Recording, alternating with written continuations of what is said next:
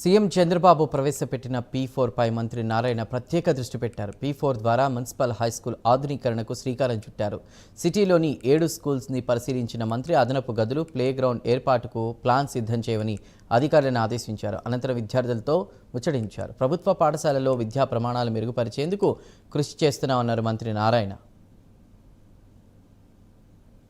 VRS ఏదైతే నెల్లూరు నడిగొట్టినందో ఆ స్కూల్ని గత ప్రభుత్వం మూసేసింది. అలాంటి స్కూల్ని మళ్ళా P4 ప్రోగ్రామ్ లో మా యొక్క పిల్లల యొక్క సహకారంతో మరియు ఎన్సిసి గ్రూప్ సహకారంతో దాన్ని యాక్చువల్గా పునరుద్ధరించాం.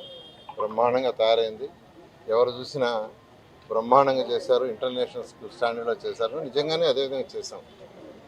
పేదలు నిరుపేదల కోసం అక్కడ అడ్మిషన్లు కూడా ఎక్కువ సర్వేపల్లి కాలువ కట్ట మీద ఉండే పేదవాళ్ళు, అదేవిధంగా పెన్నా కట్ట మీద ఉండేవాళ్ళు, జాఫర్ కట్ట మీద ఉండేవాళ్ళు, తర్వాత కుసుమ అర్జునవాడ, వాటిల్లో ఎక్కువ మంది అక్కడ వాళ్ళని యాక్చువల్గా సెలెక్ట్ చేసి వాళ్ళకి ఇవ్వడం జరిగింది. పేదలు నిరుపేదలకి ఈరోజు ఎక్కడికి పోయినా ఇవాళ ఒక స్కూల్కి పోతే యాక్చువల్గా ఆ ఏరియాకి పోతే సార్ మా పిల్లోడికి ఆడ అడ్మిషన్ ఇవ్వన్నారు. ఇట్లా నిన్న మన ముఖ్యమంత్రి గారి ప్రోగ్రాం జరుగుతుంటే 3 పేరెంట్స్ వచ్చి మాకు ఆ స్కూల్లో ఏమన్నారు. అక్కడ బ్రహ్మాండంగా అరేంజ్ చేశారంట. పిల్లలకు ల్యాబ్స్ కానీ ఫెసిలిటీస్ కానీ ఎక్విప్మెంట్ అని. దాని మీద P4 ప్రోగ్రాంలో నెల్లూరులో ఉన్న 54 స్కూల్స్లో first phase 1 high schools 13 high schools ఉన్నాయి.